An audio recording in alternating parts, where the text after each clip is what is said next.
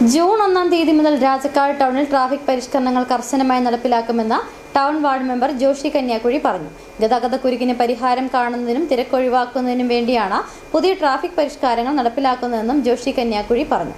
Traffic പരിഷ്കരണങ്ങൾ നടപ്പിലാക്കുന്നതിന് പൊതുജനങ്ങളുടെ സഹകരണം ഉണ്ടാകണമെന്നും അദ്ദേഹം കൂട്ടിച്ചേർത്തു. നാളെ ജൂൺ 1 തീയതി മുതൽ ട്രാഫിക് നിയമങ്ങൾ രാജക്കാട് നടപ്പിലാക്കിയാണ്. നമുക്കറിയാം, രാജക്കാട് ടൗണിലെ തിരക്ക് കുറയ്ക്കുന്നതിന് വേണ്ടിയാണ് ട്രാഫിക് പരിഷ്കരണങ്ങൾ രാജക്കാടിൽ വരുത്തിയിരിക്കുന്നത്. വ്യാപാരി വ്യവസായികളും പഞ്ചായത്തും എല്ലാവരും കൂടി ചേർന്നാണ് രാജക്കാട് ടൗണിലെ തിരക്ക് കുറയ്ക്കുന്നതിനുള്ള നടപടികൾ സ്വീകരിക്കുന്നത്.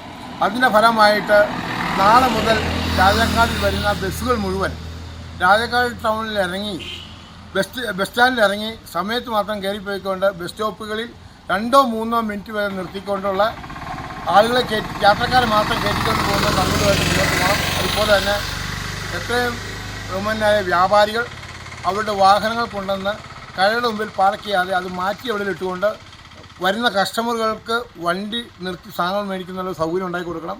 അതുപോലെ തന്നെ ബസ് സ്റ്റോപ്പുകൾ നമ്മൾ പറഞ്ഞ പോലെ തന്നെ മുല്ലക്കാനം വഴിക്ക് NS കെട്ടിടത്തിൻ്റെ അടുത്തും പൊന്മുടി വഴിക്ക് ഓയിൽ പമ്പിൻ്റെ അടുത്തും അതുപോലെ തന്നെ പൂപ്പാറ വഴിക്ക് KGSന് തൊട്ട് മുമ്പിലുമായിട്ടുള്ള ബസ് സ്റ്റോപ്പുകളുണ്ട്, അവിടെ നിർത്തണം. അതുപോലെ തന്നെ രാജക്കാട്ടിലെ അനധികൃതമായി ആളുകൾ കൊണ്ടുവന്ന് വണ്ടി ടൗണിലിട്ടിട്ട് പാർക്ക് ചെയ്തിട്ട് അതിലെല്ലാം പോകുന്ന പരിപാടികൾ അവസാനിപ്പിക്കണം.